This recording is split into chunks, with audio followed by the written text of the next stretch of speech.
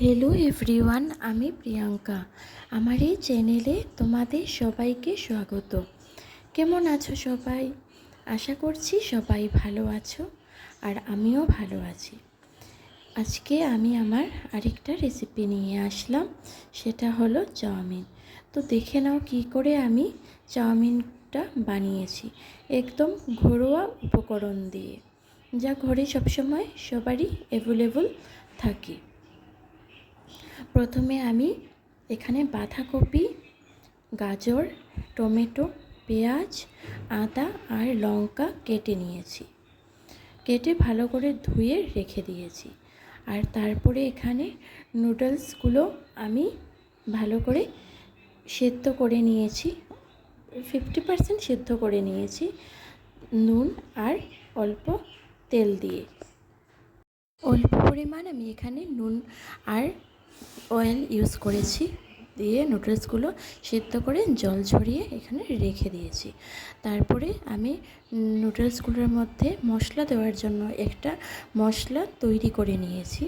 সেটা হলো অল্প পরিমাণ মিট মশলা, অল্প পরিমাণ চিকেন মশলা, অল্প পরিমাণ ম্যাগি মশলা, আর এখানে লঙ্কা গুঁড়ো আর সস দিয়ে ভালো করে মিক্সড করে নিয়েছি। তারপর সামান্য পরিমাণ জলও দিয়েছি, দিয়ে ভালো করে একদম ঠিক ছিল তো মশলাটা, তো একদম একটু পাতলা করে নিয়েছি। তারপরে এখানে কড়াই বসিয়ে দিয়েছি।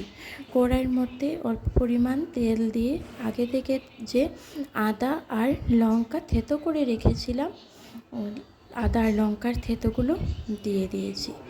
দিয়ে অল্প ফ্রাই হয়ে যাওয়ার পর এখানে আমি আগে থেকে যে পেঁয়াজগুলো কেটে রেখেছিলাম ওই পেঁয়াজগুলো দিয়ে দিলাম। পেঁয়াজগুলো দিয়ে আবারও ভালো করে ফ্রাই হতে রেখে দেব। ফ্রাই হয়ে গেলে এখানে আমি বাঁধাকপিগুলো দিয়ে দিলাম। বাঁধাকপিগুলো দিয়ে তারপর এখানে আবারও একটু সময় ফ্রাই করে অল্প পরিমাণ আমি এখানে নুন দিয়েছি, কারণ আগে থেকে যে সিদ্ধ করেছিলাম নুডলসগুলো সেখানে তো অল্প নুন দিয়েছিলাম, তাই এখানে আবারও অল্প পরিমাণেই নুন দিয়েছি, যাতে নুডলসের মধ্যে নুন বেশি না হয়ে যায়। তারপরে নুন দিয়ে ভালো করে আবারও ফ্রাই করে নিয়েছি। ফ্রাই হয়ে যাওয়ার পর আগে থেকে যে কেটে রেখেছিলাম টমেটো আর গাজর, ওইগুলো দিয়ে দিয়েছি। টমেটো আর গাজর দিয়ে আবারও ভালো করে ফ্রাই করে নিয়েছি। এখানে হাই ফ্লেমে এই চাউমিনটা করতে হবে। হাই ফ্লেমে করলে চাউমিনগুলো ভালো হয় আর সবজিগুলো একদম সুস্বাদু হয় খেতে। তারপর এখানে সবগুলো সবজি দিয়ে ভালো করে ফ্রাই করে নিয়েছি।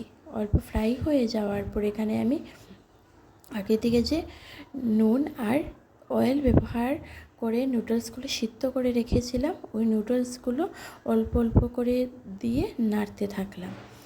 নাড়াচাড়া করে তারপর 5-10 মিনিট পর আগে থেকে যে চিকেন মশলা, মিট মশলা, ম্যাগি মশলা, গরম মশলা আর সস আর এখানে লঙ্কা গুঁড়ো ব্যবহার করেছি, সেইগুলো দিয়ে যে মশলা বানিয়েছিলাম সেইগুলো আমি এখানে নুডলসের মধ্যে দিয়ে দেব।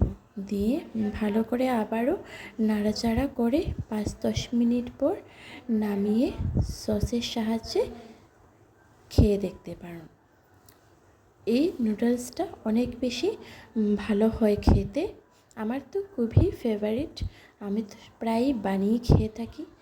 তো তোমাদের যাদের এরকম ধরনের নুডলস পছন্দ তারা এরকমভাবে বানিয়েও খেয়ে দেখতে পারো। বন্ধুরা, তোমাদের যদি আমার এই রেসিপিটা ভালো লেগে থাকে তাহলে লাইক, শেয়ার অ্যান্ড সাবস্ক্রাইব অবশ্যই করো, আর আমার পাশে থেকে আমাকে এগিয়ে যেতেও সাহায্য করো।